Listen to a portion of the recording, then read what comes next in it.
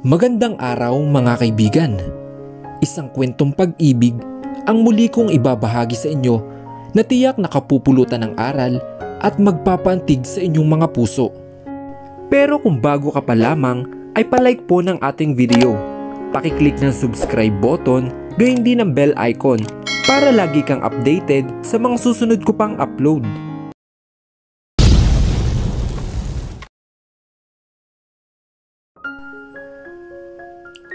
Na what? Tanong ko kay Nathan pagkatapos kong iparada ang kotse sa parking area ng company niya. Wala siyang dalang kotse kaya ako na lang naghatid sa kanya dito. Kahit na siya ang humila saan kanina palabas sa cafe. What? Balik tanong niya sa akin. Nangakasar ba to? Are you making fun of me? Inis kong tanong sa kanya. Of course not. Why would I do that? Then what about earlier? Napahinto siya saglit at muling napatitig sa akin. What about earlier? Blankong tanong niya. Ganun. Ang bilis naman yata niyang makalimot. Babatukan ko talaga to kapag hindi siya umayos. Gusto mo makakita na nag-aapoy na suntok galing sa akin? Umamban ako ng suntok nang bigla niyang iniharang ang kamay niya na parang sukong-suko na. Chill ka lang. Pangangatawan naman natin yon. Hindi lang sa ngayon, pero damn. Asar kong hinila ang buhok niya dahilan para mapasigaw ito sa sakit. Pilit pa siyang kumakawala nang ilapit ko siya sa akin sa pamamagitan ng paghila sa buhok niya. You know what? Mas inilapit ko pa ang mga labi ko sa tenga niya kaya napatigil siya sa pagpumumiglas. Hindi na ako natutuwa sa kakainarte mo. Binitawan ko ang buhok niya at napasandal sa kinauupuan ko. Minsan nagmumukha kang gago. Alam mo ba yun? Napabaling ako sa kanya at nakita ko namang nakabusangot ang mukha niya habang inaayos ang buhok na ginulo ko kanina. 9 years ago. Napamuntong na lamang ako ng hininga at walang emosyon kung tinitigan ang manibela ko sa harapan ko. You broke up with me. Pilit akong ngumiti nang binalingan ko siya. That was so unexpected. I cut him off. Pinilit kong wag maiyak habang inaalala ang nakaraan naming dalawa dahil ayokong magmukhang tanga sa harapan niya. Sabihin ko mang nakamove on na ako sa kanya, pero nandito pa din ang sakit. Really unexpected and hard to believe. We shouldn't talk something like this. Kaswal niyang sagot at tinanggal ang pagkakaseatbelt niya. Akmang lalabas na sana siya nang muli akong magsalita. You never loved me from the very start. Pinilit ko din na gawing kaswal ang tono ko kahit na naiinis na ako sa kaniya.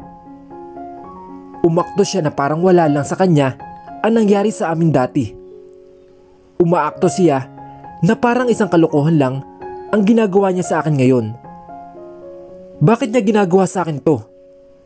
Bakit kailangan niya pang iparamdam ulit sa akin ang ginawa niya sa akin dati? That was all in the past, Danica. Why are you bringing this up? Kumunot ang noon niya na parang ako ba nagmumukhang may kasalanan sa nangyari. Kasi naiinis ako sa'yo. Mahina akong sagot. So stop acting that we're okay. Because we've never been okay since you left me. Medyo gumagaragal na ang boses ko, pero pinilit ko pa din ang huwag umiyak. You're the one who left, Danica. I left because you told me to leave and never want to see me ever again. Ang bilis mo naman yata makalimot. Rason ko sa kanya, kaya hindi siya nakasagot kaagad. You even accused me for betraying you na hindi ko naman ginawa. Sa tingin mo ba ay magagawa ko yun? Pasigaw kong tanong pero hindi siya sumagot. Saglit na katahimikan ang namuo sa loob ng kotse ko bago siya sumagot. You used me.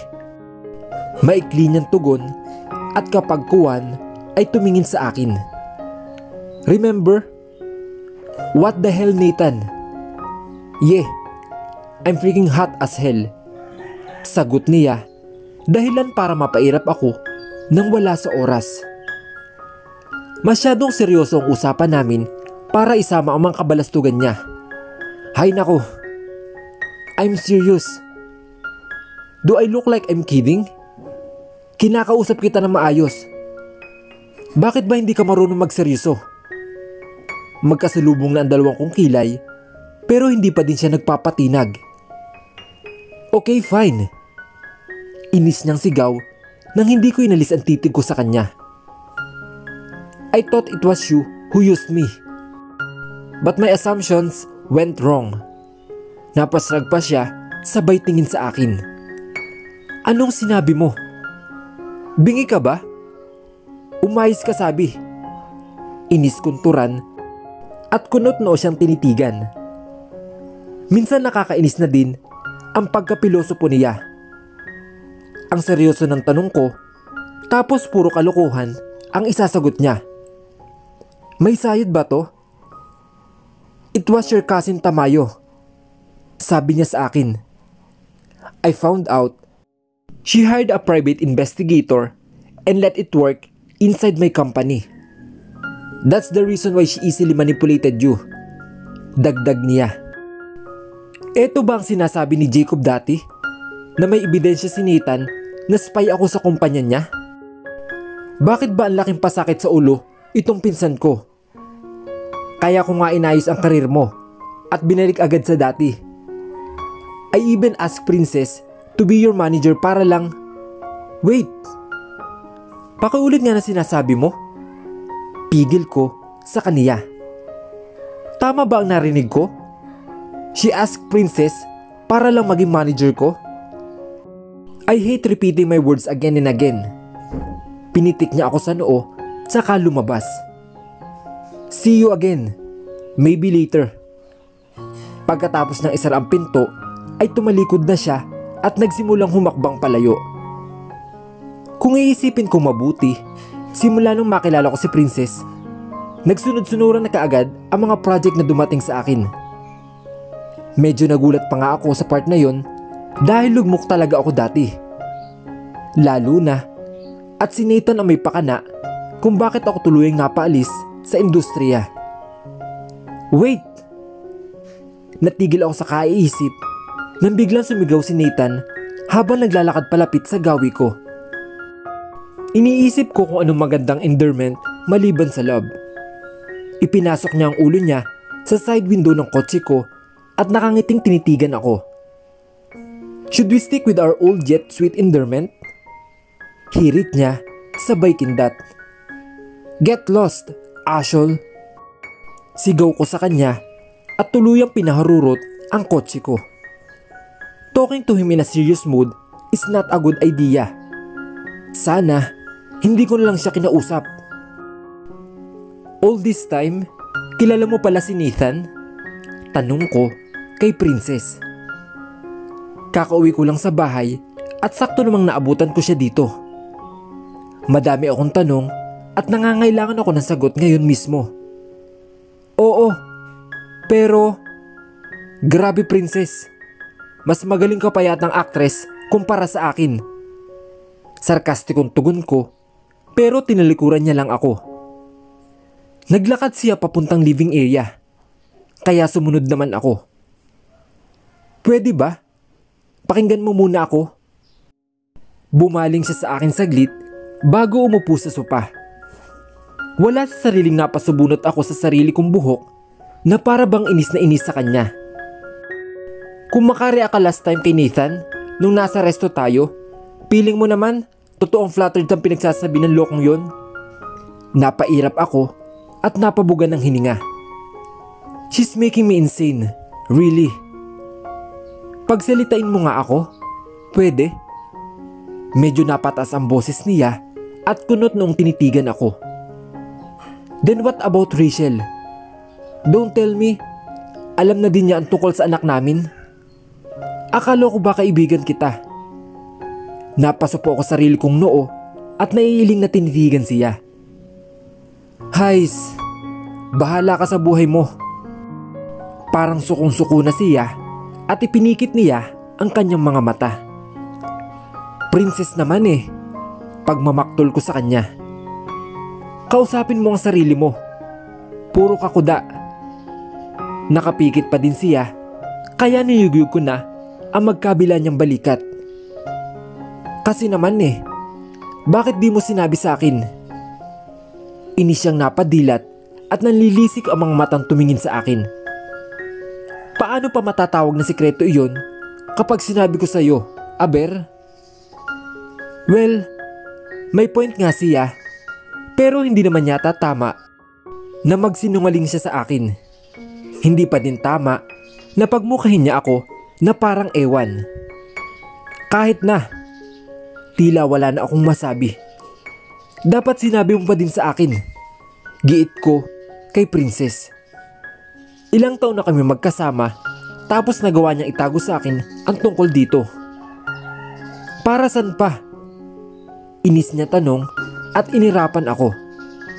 Siya nga pala, pupunta akong Barcelona next week para sa shooting mo. Inaayos ko na ang passport mo, yung visa at whatever. Mga gagamitin mo na lang aasikasuhin mo, then ready to go na tayo. Paliwanag niya, kaya tumabi ako nang upo sa kaniya.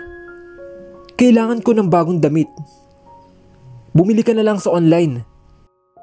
Walang ganan niyang sagot at nakahalukip-kip pa ito habang nakasandal sa sopa. Ba't biglang naging ganito to? Anong problema niya? Anyari sa'yo? Tinanong ko na si Princess. Hindi magiging maayos ang usapan namin hanggat hindi ko nalalaman kung anong problema niya. Hindi siya sumagot kaya tinanong ko ulit. Hindi pa din ba kayo nagkakaayos ni Jacob? Pagkatapos namin mag-usap kahapon, halatang hindi na sila nagpapansinan, lalong-lalo na kaninang umaga. Medyo nasobrahan siguro ang sagutan nila, kaya hindi pa din nakaka-move on. Mommy, I'm home. Napatingin ako sa main door at nakitang masiglang tumatakbo ang anak ko papunta dito sa amin ni Princess. Speaking of the devil, nandito na siya. Dinig kong bulong ni Princess at alam kong si Jacob ang tinutukoy niya. Hindi ko na lang siya pinansin at ngitian lang ang anak ko. How was school, baby? Tanong ko pagkatapos siyang paulanan ng halik sa pisngi. Namiss ko to kahit na nakita naman kami kaninang umaga. Okay lang po, sagot niya sa akin, sabay ngiti at lumapit kay Princess. Tanginang Nathan yon. Gulat ako napatingin kay Jacob nang bigla itong pumasok at nagmura kaagad. Anong problema niya? Hoy, itiko mo nga yung bibig mo. Naririnig ka ng bata. Suway ni Princess at tinakpan pa ang tenga ni Rachel. Huwag mong gawing palusot ang bata kung ayaw mo ako makita.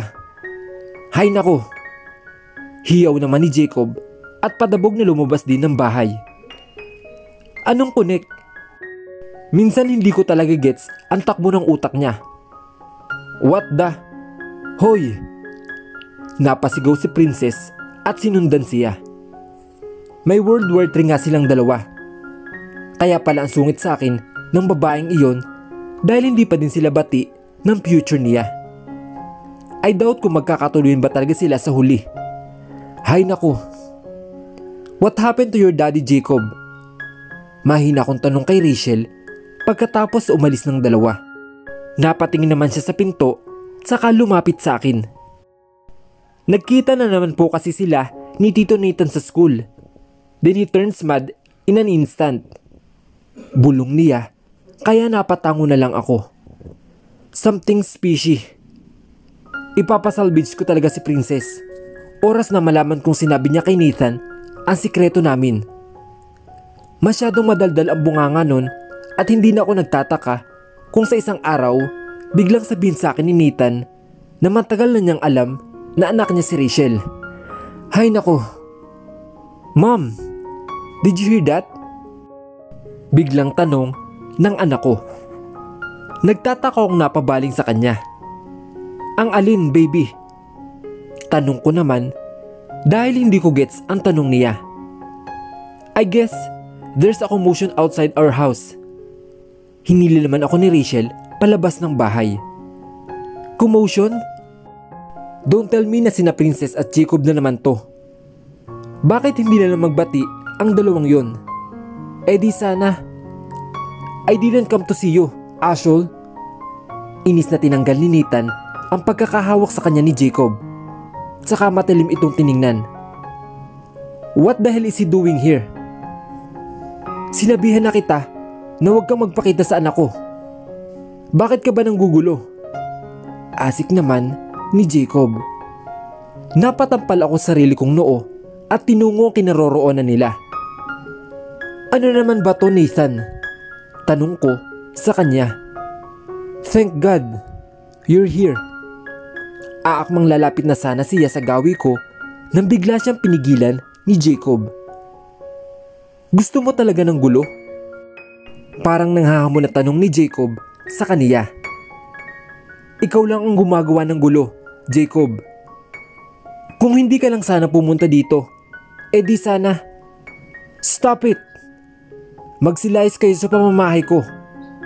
Sigaw ko sa kanilang dalawa para mapatigil sila. Kung gusto nyo ng away, then go. Dun kayo sa guardhouse ng subdivision para diretso presinto kung sino man ang makakapatay. Huwag nyo akong bigyan ng sakit sa ulo dahil hindi ko trip na pasanin kung ano ang katarantaduhan ninyo. Dagdag ko, saka sila tinalikuran. Great! Ang swerte ko ngayong araw. All thanks to Nathan. Hay naku! Hanggang kailan itatago ni Danica kay Nathan ang katotohanan tungkol sa anak nila? Aminin kaya na ni Nathan na matagal na niyang alam na siya ang ama? Ano ang naghihintay na kapalaran sa kanilang dalawa? Mabuo pa kaya ang magandang samahan nila? Yan ang ating aabangan sa mga susunod na kabanata. Hanggang sa muli, mga kaibigan. Paalam!